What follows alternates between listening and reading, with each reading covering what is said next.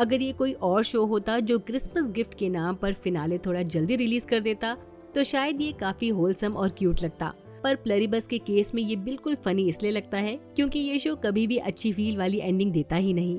प्लरीबस आखिर में हमें वार्म या होपफुल फील करवाने की बजाय हमें बिल्कुल ऑपोजिट स्टेट में छोड़ देता है। हम खुद को कैसे देखते हैं, दुनिया को कैसे समझते हैं, ह्यूमैनिटी का मतलब क्या है, और इवन स्पेस से आने वाले दोस्त और दुश्मन के बारे में जो सोचा था, सब कुछ हिल जाता है।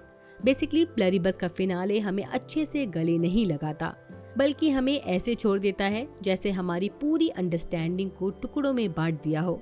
यहाँ समझ नहीं आया प्लरीबस अपने फर्स्ट सीजन में कौन सा चैप्टर बंद कर रहा है और कौन सा खोल रहा है। सीजन फिनाले काफी ओपन एंडेड है, फिर भी बिना ज्यादा शोर मचाए प्लरीबस ने अपने क्वाइट और सटल तरीके से कहानी के काफी मेजर डिबेट्स क्लियर कर दिए हैं, और इसी वजह से सीजन 2 के लिए बहुत सारी पॉसिबिलिटीज खुल गई हैं, ऑब्वियसली लिमिट के अंदर। ऐसा नहीं कि कुछ भी हो जाए। अब देखते हैं क्या हम ये सब खुद से फिगर आउट कर सकते हैं बिना किसी एलियन टेक्नोलॉजी के।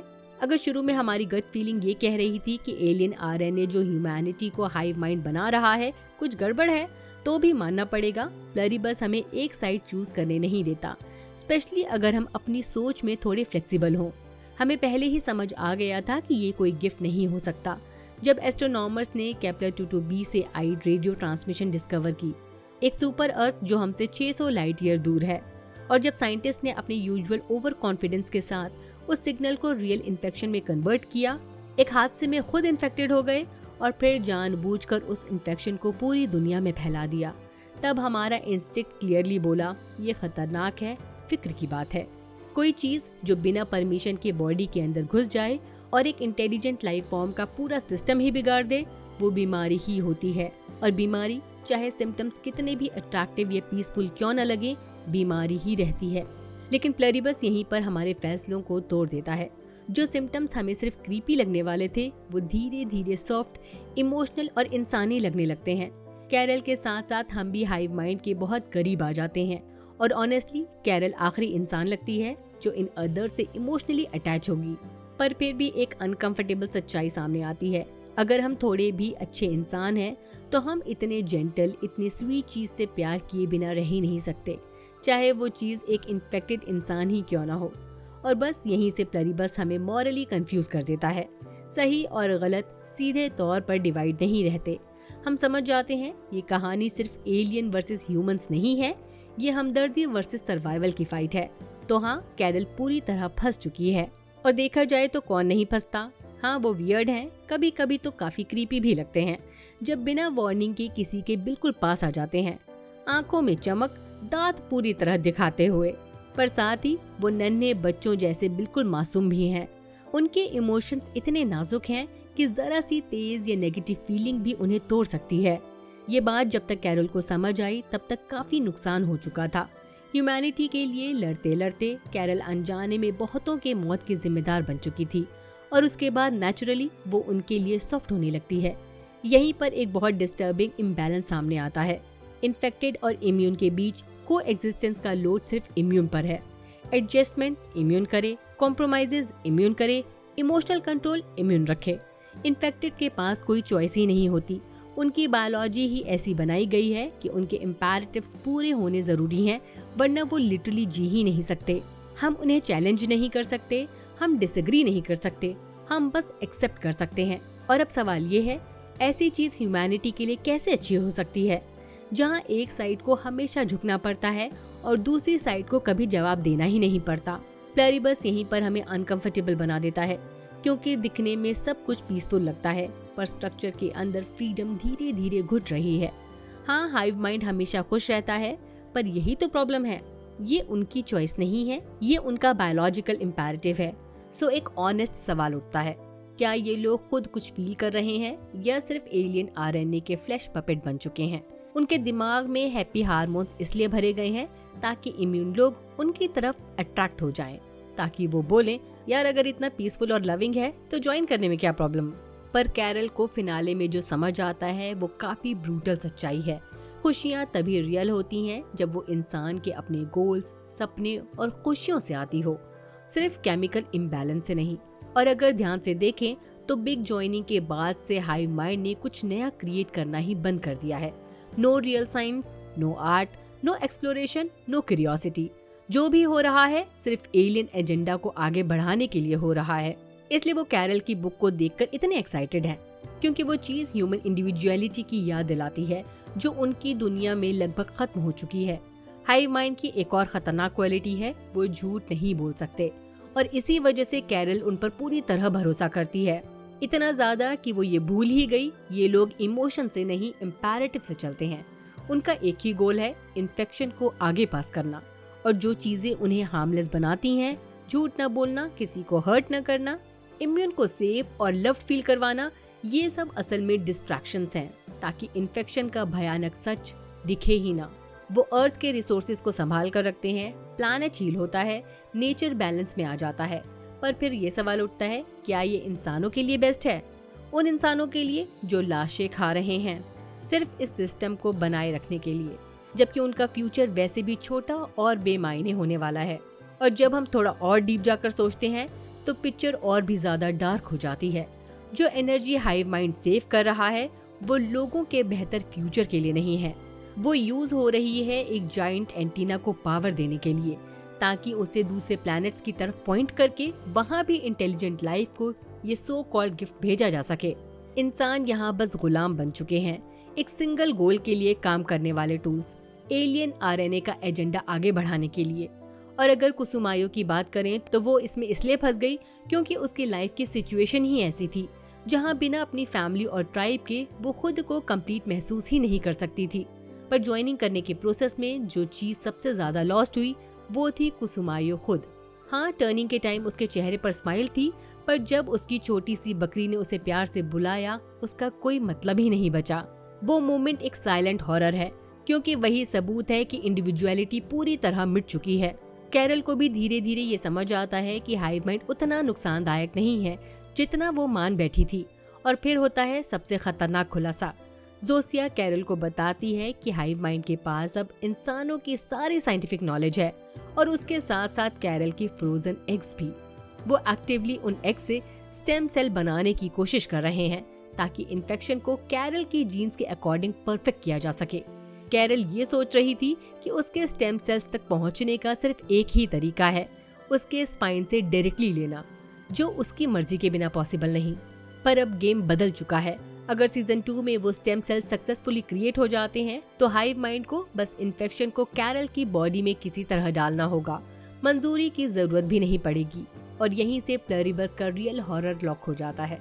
हमारी बॉडी, हमारा फ्यूचर, हमारी इंडिविजुअलिटी, सब कुछ हमारी परमिशन के बिना छीना जा सकता है, और ऊपर से हमसे उम्मीद की जाती है कि हम खुश भी रहें। सच बोलूं तो मैं भी चाहती हूँ कि कैरल और मेनोसॉस का ये एडम और ईव टाइप मिशन ह्यूमैनिटी को बचा ले, पर सच्चाई तो ये है हाइव माइंड स्टेम सेल्स बना लेगा। काश उससे पहले ही ये दोनों लोग उन्हें रोकने का प्रॉपर तरीका ढूंढ निकाले। फिर भी अगर पूरी दुनिया का फ्यूचर सिर्फ 2 लोगों पर डिपेंड है, जो एक super advance alien hive mind के अगेंस्ट एक लंबा एग्जॉस्टिंग चेस गेम खेल रहे हैं, तो कैरल और मेनोसॉस से बेहतर ड्यूओ मिलना मुश्किल है। दोनों के पास चीजों की कमी नहीं है, जिद, विल पावर और मैं पीछे नहीं हटूंगा वाली एनर्जी। प्रॉब्लम यह है कि हाइव माइंड जिस स्पीड से इवॉल्व कर रहा है उसे देखकर लगता नहीं कि कैरल और मेनोसॉस वक्त पर कैचअप कर पाएंगे। इन्फेक्शन फैलाने के और भी तरीके हैं, और तब तक हाइव माइंड और भी एडवांस तरीके निकाल चुका होगा। और सबसे डरावनी बात, हाइव माइंड को अभी भी पूरी तरह प्रिडिक्ट नहीं किया जा सकता। हम उनके बारे में कॉन्फिडेंट कैसे हो सकते हैं जब हमें ये भी नहीं पता कि इन्फेक्शन भेजा किसने? क्या केपलर 22b सच में इसका सोर्स है, या फिर वहाँ की इंटेलिजेंट लाइफ पहले ही इंसानों की तरह कन्वर्ट हो चुकी थी? हो सकता है सीजन 2 में हमें एलियंस का असली मोटिव क्लियरली देखने को मिले। शायद हम केपलर 22b के कभी न खत्म होने वाले ओशन के अंदर डूब जाएं, या फिर किसी ऐसी जगह पहुंचे जिसका नाम भी हमने पहले कभी न सुना हो। और ये भी पॉसिबल है कि एलियन आरएनए ने हाइव माइंड को अपने ओरिजिन के बारे में झूठ बताया हो। इसलिए लगता है कि सीजन 2 लिटरली किसी भी डायरेक्शन में जा सकता है, गिलिगन जहाँ ले जाना चाहें। और ऑनेस्टली जब जोसिया ने खुद बोला कि इनके पास लॉन्ग टर्म प्लान्स हैं, तो टेंशन लेना बिल्कुल वैलिड है। कैरल और हाइव माइंड के बीच जो भी हुआ वो पूरे मैनिपुलेशन का बैकग्राउंड था, full on mind games. Carol ने जोसिया के साथ रिश्ते में आने के बाद भी हाइव माइंड पर रिसर्च छोड़ी नहीं। मुझे नहीं लगता कि हाइव माइंड या जोसिया ये सब जानबूझकर कर रहे थे। उन्होंने जो भी किया वो इसलिए नहीं कि कैरल को ट्रैप करें, बल्कि इसलिए क्योंकि एलियन आरएनए ने उन्हें वैसा ही बना दिया है। जब उन्होंने कैरल की हर छोटी बड़ी खुशियां पूरी की तो वो उसे खुश करना चाहते थे। जब वो कैरल से दूर हो गए और उसे पूरी दुनिया में अकेला छोड़ दिया तो वो खुद को प्रोटेक्ट कर रहे थे। और जब कैरल थोड़ी देर के लिए गम और अकेलेपन से हार गई तो हाइव माइंड वापस आ गया। ऐसे में कैरल का जोसिया से प्यार में पड़ना समझने लायक है। जोसिया हर बार कैरल को माफ करने के लिए रेडी थी। जोसिया को कैरल के पास भेजा गया क्योंकि हाइव माइंड को पता था किससे वो इमोशनली क्लोज हो सकती है। पर ये एक चाल नहीं थी, ये एक बायोलॉजिकल रिस्पॉन्स था। इस इंसान को खुश रखो। इस सेंस में कैरल भी वही विक्टिम है जो बाकी दुनिया है। डिफरेंस सिर्फ इतना है कि कैरल को ये मैनिपुलेशन प्यार जैसा लगने लगा और वही प्लेरिबस का सबसे स्केरी पार्ट है। एलियंस ने सिर्फ ह्यूमैनिटी को हाईजैक नहीं किया, उन्होंने एग्जैक्टली वही चीज टारगेट की जो इंसान सबसे ज्यादा चाहते हैं, कंफर्ट, एक्सेप्टेंस और बिना स्ट्रगल वाली खुशी। जहर को इतना परफेक्टली बनाया गया है कि वो जहर लगता ही नहीं। यहाँ एक सवाल उठता है, जोसिया ने कैरल से रिश्ता इसलिए शुरू किया क्योंकि वो खुद चाहती थी, या सिर्फ इसलिए क्योंकि हाइव माइंड को पता था कि ये कैरल को खुश करेगा? शो जानबूझकर जोसिया की प्री ज्वाइनिंग लाइफ को फॉग में रखता है। हमें बस इतना पता है, गडांस्क, मुश्किलों से भरा बचपन, फेवरेट आइसक्रीम फ्लेवर, बस।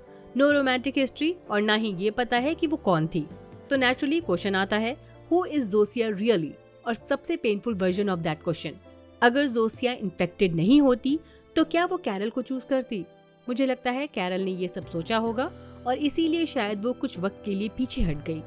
आखिर में कैरल फिर से हीरोइक मोड में आ जाती है। उसे एहसास हो चुका है वो खुशी के बदले अपनी पहचान नहीं खो सकती। सीजन 2 में कैरल और जोसिया का आर्क और ज्यादा डीप और इंटेंस होने वाला है। जोसिया अभी भी वो चेहरा है जिसके जरिए हाइव माइंड कैरल को वापस अपनी तरफ लाना चाहेगा। जब भी वो कैरल को इन्फेक्शन का कंटेनर ऑफर करेंगे, जोसिया ही उनका इमोशनल वेपन होगी। पर ऑनेस्टली सिर्फ इमोशन से कैरल को तोड़ना अब मुश्किल है। हाइव माइंड तभी जीत सकता है जब वो कैरल के फ्रोजन एग से स्टेम सेल बना पाए, और इतनी टेक्नोलॉजी होने के बाद भी ये काम आसान नहीं लगता।